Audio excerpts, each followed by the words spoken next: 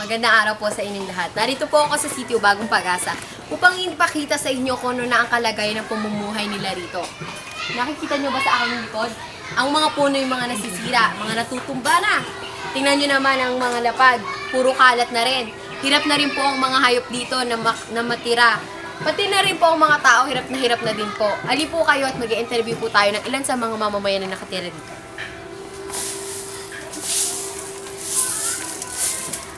Magandang araw po. Magandang araw po. Hello. Kamusta naman po ang pamumuhay niyo dito?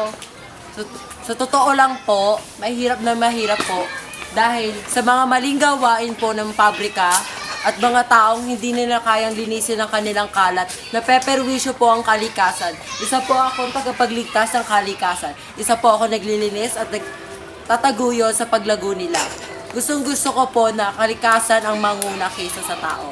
Dahil kung wala ang kalikasan, hindi tayo mabubuhay. At ang panawagin ko lamang, ayoko na ng mga pabrikang yan. You know that? May masasabi po kayo sa ating gobyerno. Ano po yun? Ano po sana na mapaparating po natin yan sa pamamagitan ng media? Ang nais ko po sa gobyerno, patigilin nila ang maling gawain ng mga pabrika at masasamang tao na iniiwan lang ang kalat nila kung saan-saan. Dahil napeperwisyo po ang kalikasan.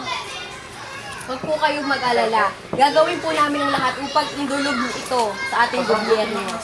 Ay, dapat lang po. Marami po salamat sa inyong oras. Thank you Maglilinis pa ako eh. Sige po. Salamat! Natunghayan nyo na po ang ilang tao sa mga nakatira dito. Sana naman po sa ating gobyerno ay matulungan po sila para magkaroon ng panibagong buhay. Nananawagan po sila, kasama ako sa inyo, pamahalaang Aquino, na sana po'y tulungan mamuhay ng panibago ang kanilang lungsod. Maraming salamat po at magbabalik po kami. Na araw po, nagbabalik dito sa Balitaan.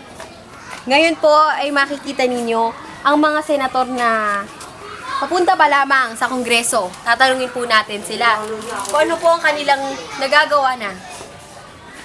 Kamusta po?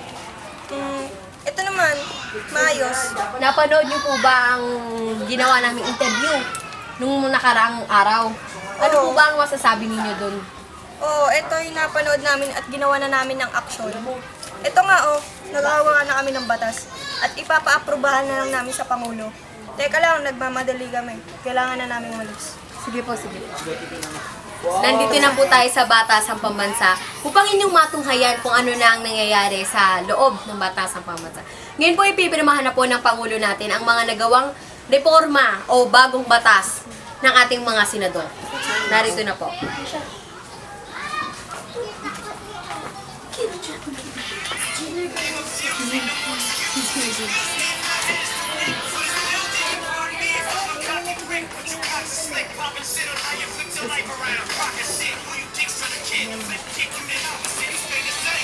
Narito po tayo sa Batasang Pambansa upang inyong matunghayan kung ano nga ba ang nakapaloob sa RA 1234. Narito po ang dalawang senator upang ipaliwanag sa atin kung ano nga ba ang nakapaloob at kung ano nga ba ang mga positibong magiging apekto nito sa mamamayan.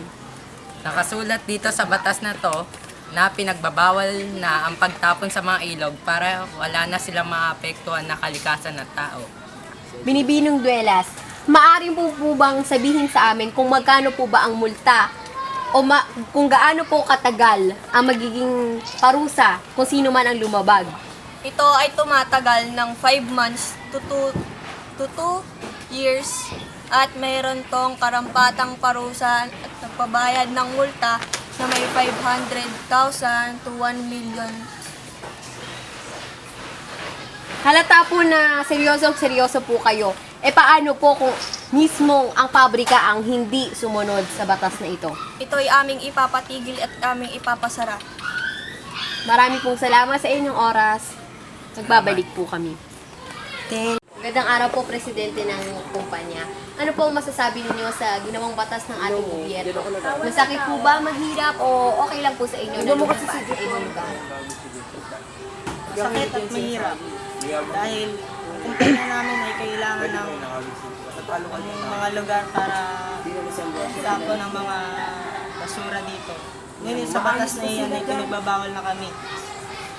Kaya ang gagawin namin ay ilipat na lang namin ang aming pabrika kung saan man ang pwede. Pero mahirap din po sa inyo yon kasi maaari po kayong malugi, marami rin po pwedeng mawala ng trabaho. Ano po masasabi niyo dito? Wala kaming magagawa dyan kasi batas yan eh. Kaya Kailangan wala po kaming natin gagawin. Susundin namin. Sa ngayon po ba, meron na po kayong lugar na malilipatan? Sa ngayon, wala pa. Pero makakahanap din kami ng lugar para malipatan ng aming pabrika. Maraming salamat po sa inyong oras. Magandang araw po, Mayora. Ano pong masasabi ninyo sa pagkawala ng pabrika dito? Unting-unting naman kami bumabangon. Nagiging maayos na lang ang lahat, tapos nawawala pa rin ang mga basura. Ano pong masasabi nyo sa pamumuhay nila? Sagana na po ba or mahirap pa din po? Medyo mahirap po, pero unting-unting nawawala. Nabalitaan ko po, sabi po ng ibang senator natin na magbibigay at magdi-distribute po sila ng mga basurahan na biodegradable, non-biodegradable para po maiayos at magamit pa muli ang mga bagay na maaari pang magamit. Ano pong masasabi nyo dito? Ang ganda yun, para i-recycle yung mga iba, tapos itatapon. Sana po, hinihiling po namin na makabangon po ang inyong lungsod, ang City of Pag-asa. Sana po sa susunod nating pagkikita ay maayos. Kayo na pong bahala sa lungsod na ito. Maraming salamat po. Parinig. Ay, Magandang araw po. Nandiyan po ba si Mayora? Wala dito si Mayora. Pinapadala po ng gobyerno na may pinapakalat po na non-biodegradable and biodegradable na pinapakalat sa bawat distrito ng bawat distrito. Maraming salamat. Dahil dito, naiayos na namin ang mga basura na nakapaligid sa amin. Papaalam po kaagad ko kay Mayora upang ipakalat na yan sa buong distrito ng lungsod namin. Nagbabalik dito sa balitaan. Atin pong makakapanayam ngayon ang tagapagtaguyod at tagapagligtas ng ating kalikasan, si Lord Dan. Magandang araw po. Ano pong masasabi ninyo sa mga nagawang pagbabago simula nang natanggal na ang pabrika sa inyong lungsod? Nakakalanghap na kami dito ng sariwang hangin dahil wala na yung mga masamang gawain ng pabrika. Wala nang pabrika dito sa Sitio Bagong Pag-asa at nakakalanghap na ulit kami sa sariwang hangin. Kamusta naman po ang inyong kabuhayan? Naging maayos na ang aming kabuhayan, tulad na rin dito ng pangingisda dahil wala nang kalat o dumi sa aming mga ilog o dagat na nakakasanhi ng fish kill o pagbagsak ng aming tubig. So kung may masasabi naman po kayo sa ating gobyerno sa nagawa nilang pagbabago, reforma, ano po ang masasabi niyo? Sana ipagpatuloy nila to, hindi lang dito, kundi sa ibang lugar. Kung hindi, yan. Marami pong salamat sa inyo. Tayo po nagbabago. Magandang araw po, Mayor.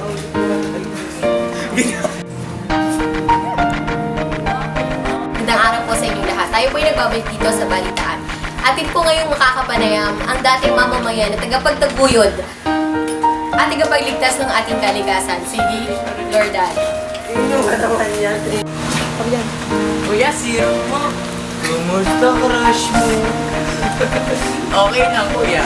Nag-smile na siya sa akin. Smile ka din.